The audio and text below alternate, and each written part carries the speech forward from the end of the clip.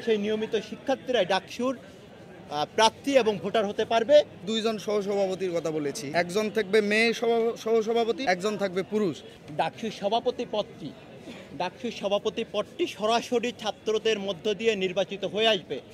এই জন্য বর্তমান যে পদটি আছে সেই পদটিকে সংশোধন করে সভাপতি পদটি সরাসরি ছাত্রদের মধ্যে থেকে নিয়ে আসা এবং নতুন যে 5টি সম্পাদক প্রস্তাবনা করেছি, আমরা মনে করছি এই সম্পাদকগুলো বর্তমান শিক্ষার্থীদের এবং 24-এর গণঅভ্যুত্থান পরবর্তী যে আকাঙ্ক্ষা, সেই আকাঙ্ক্ষার সাথে বাস্তবায়নের জন্য এই 5টি সম্পাদক পদ যোগ করতে হবে এবং একই সাথে ভোট কেন্দ্রটি হল থেকে স্থানান্তরিত করে 2019 সালেও সকল ছাত্র সংগঠনের পক্ষ থেকে এই দাবিটি তোলা হয়েছিল। আমরা পুনরায় এই দাবিটি অত্যন্ত জোরদার করছি যে হল থেকে স্থানান্তরিত করে সাধারণ শিক্ষার্থীদের চাওয়া অনুযায়ী সেটি একাডেমিক ভবনে স্থানান্তরিত করা এবং একই সাথে যে বয়সের যে বিধানটি রাখা হয়েছিল, আমরা মনে করছি বাংলাদেশ জাতীয়তাবাদী ছাত্রদল নিয়মিত শিক্ষার্থী যারা আছে সেই নিয়মিত শিক্ষার্থীরাই ডাকসুর প্রার্থী এবং ভোটার হতে পারবে। সেই নিয়মিত শিক্ষার্থীটি কারা হবে সেটি বিশ্ববিদ্যালয় প্রশাসন, বিশ্ববিদ্যালয়ের একাডেমিক যে কার্যক্রম আছে সেটির সাথে সঙ্গতি রেখে তারা এটি সুনির্দিষ্টভাবে এটি প্রকাশ করবে যে আসলে কারা ঢাকা বিশ্ববিদ্যালয়ের নিয়মিত শিক্ষার্থী। ডাকসুর যে আগে যে ভিপি কেন্দ্রিক একটা বিষয় ছিল, আমরা কিন্তু এখানে দুইজন সহসভাপতির কথা বলেছি, একজন থাকবে মেয়ে সহসভাপতি প্রমীলা, একজন থাকবে পুরুষ এবং একই সাথে এজিএস থাকবে একজন ছেলে, এজিএস একজন থাকবে মেয়ে।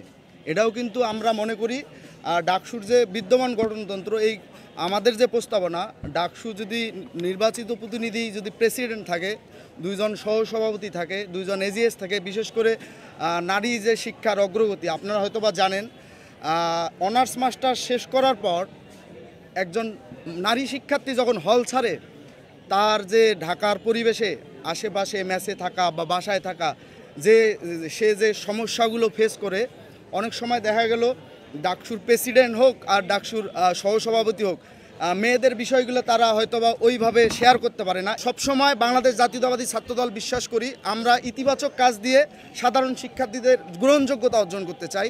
সাধারণ শিক্ষার্থীদের আমরা আহ্বান করি, আমরা যদি তাদের কাছে গ্রহণযোগ্য হই তারা আমাদের ভোট দেবে, আমরা যদি গ্রহণযোগ্য না হই তাহলে আমাদের কী কারণে গ্রহণযোগ্য না সেই ভুলগুলো ধরিয়ে দিলে আমরা শুধরানোর চেষ্টা করব। আমরা বাংলাদেশ জাতীয়তাবাদী ছাত্রদল বিদ্যমান কাঠামো অক্ষুণ্ণ রেখে সেই ডাকসু দেখতে চাই না যে ডাকসুর নির্বাচিত প্রতিনিধিরা দেশ ও জাতি গঠনে কোনো অবদান রাখতে পারে না।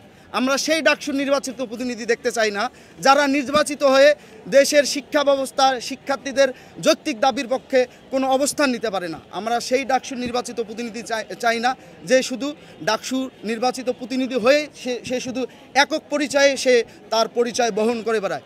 আমরা চাই ডাকসু নির্বাচন হয়ে প্রকৃত মেধাবী শিক্ষার্থীদের প্রতিনিধিত্ব তৈরি হোক। সেই ডাকসু চাই না যে ডাকসু শুধু নেতা নির্বাচন করবে কিন্তু ওই নেতার কোনো কাজ থাকবে না। এজন্যই আমরা প্রস্তাবনাটা দিয়েছি। এই প্রস্তাবনা গৃহীত হলে আমরা বিশ্বাস করি বাংলাদেশের সর্বোত্তম বিদ্যা প্রতিষ্ঠানটিকে বাংলাদেশের অপর যে ক্যাম্পাসগুলো আছে তারা অনুসরণ করবে এবং ডাকসুতে সাধারণ শিক্ষার্থীদের আমাদের যে প্রাণের দাবি তা নিয়মের ভিত্তিতেই হবে।